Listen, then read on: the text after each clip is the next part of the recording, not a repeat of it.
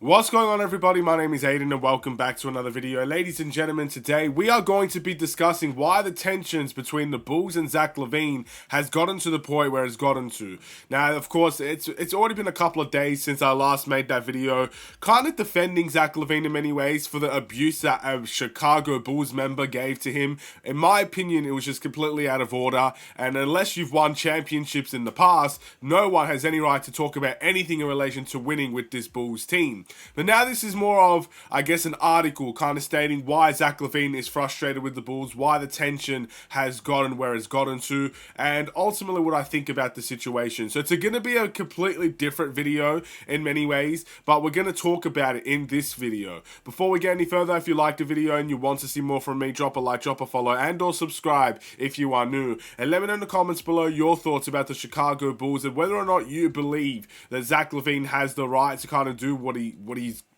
kind of doing right now, and ultimately what the Bulls and what they're doing right now. Do you agree with what they're doing? Maybe it's a little bit of both, maybe it's a little bit of neither of them. I'm not too sure. But ultimately, just what do you think about this current situation with Zach LaVine? Now, this is something I know it's come out recently, but I don't personally think this is new news. But we're going to talk about it regardless. So, the reason why Zach LaVine has grown frustrated with the Chicago Bulls and is looking to move on out of the Chicago Bulls is because of the constant losing that he has faced with this Bulls team.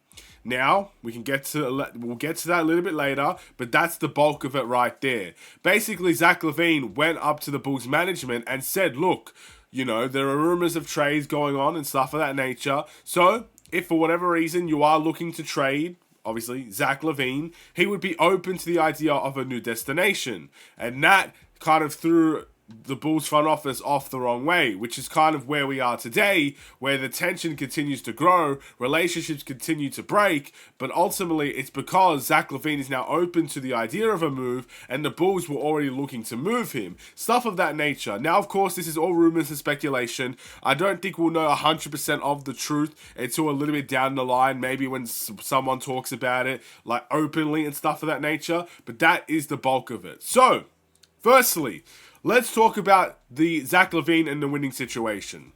Well, obviously, the Bulls haven't won anything for a long time. Zach LaVine hasn't won anything with the Chicago Bulls. Zach LaVine didn't really win anything with the Minnesota Timberwolves. And I guess in this situation, it's, again, like I said in that last video, you can't blame one person for always losing. You can't. It's a team collective game. This guy has played with the likes of Wendell Carter, Larry Markkinen, Otto Porter Jr., Denzel Valentine. He's played with guys like Chris Dunn. He's played with guys like Shaquille Harrison. He's played with guys, obviously now, like Kobe White and DeMar DeRozan and Nikola Vucevic. Ultimately, he's played with a lot of different teammates. And he's been the consistent in many ways out of all the guys that have been here. He's been here the longest. He has been the most consistent in that regard as well. Everybody's had up and down years. The only, I guess, bad consistency thing with LaVine is his defensive work and his injuries. Those things have remained consistent over the course of his career. But regardless, he's been here. And he's been here through the trenches. And sometimes, in many ways, people can make the argument he's also been part of what made the trenches what it is. And stuff of that nature, especially in recent times with this Bulls team.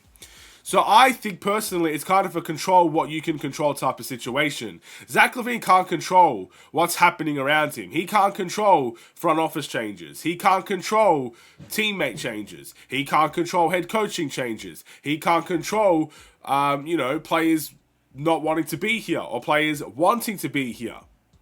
In many ways, he can't even control his injuries. Things like that just happen. But you have to focus and control what you can control. And that is coming to the Bulls every single day, working hard, and producing at a high level. And at the end of the day, let your game speak for yourself. I feel like for the majority, Zach LaVine has done that. It's in recent times that a lot of people have been critiquing Zach LaVine as a not winning player or someone that doesn't necessarily produce at the highest level for the Bulls. But for the vast majority of his time here, a lot of people value Zach LaVine's work ethic, value Zach LaVine's ability to play, and valued what he could bring to a team. But with that being said, Zach LaVine is not a spring chicken anymore. He's not 23, 24 when he first came here with loads and loads of potential. What you see with Zach LaVine now is most likely what you're going to get with Zach LaVine in the future. So you do have to ask the question, okay, well, he's frustrated with the Bulls constant losing. Does he play a factor in that? And I think he does play a factor in that. Again, I think everybody plays a factor in that. The team around him might not be great, but he's not leading that team, is he? And you see it with some of the greats. Some of the greats of this generation and generations of the past has had some horrible, horrible, horrible teammates that they have played with. But because of how good they are, they were able to carry them to playoff success and carry them to winning seasons. And that is something that Zach LaVine just hasn't done with this Bulls team. So it's kind of what I stated before. I just don't think Zach LaVine is going to be a number one option on a good championship team. But that doesn't mean he can't be a valuable asset to a good championship team, no matter where it may be. So that's where the frustration is. I can understand his frustration, but I can also understand it from a Bulls fan's perspective and the Bulls' perspective. Well, okay, he hasn't won anything, but surely he's also part of the problem in that instance. And for Zach LaVine, he's been here with multiple different changes, no consistency in the team until the continuity era, and the continuity era sucked. So obviously he's frustrated as well. I just feel very, very upset that this has grown into something that it should have never been. That's kind of what I think. It started off very innocent. It started off with Zach LaVine saying, hey, look, if you are looking to trade me, I'm open to the trade. And now it's turned into tension. It's turned into backhanded comments. It's turned into agency talks. It's turned into he say, she say, you know. It's turned into complete nonsense and TV drama. It's like someone's trying to film a documentary on this stuff. That's kind of what it feels like. They're waiting to release a new documentary about Zach LaVine where all of this stuff is going to be recorded and released to the world. If that happens, by the way, I want my royalty fees for, leaking it out early. But anyway, it's not the point. But the point is that from his perspective, I can understand it. From the Bulls' perspective, I can understand it. I can understand it from all sides. I just wish it didn't become as toxic as it has become.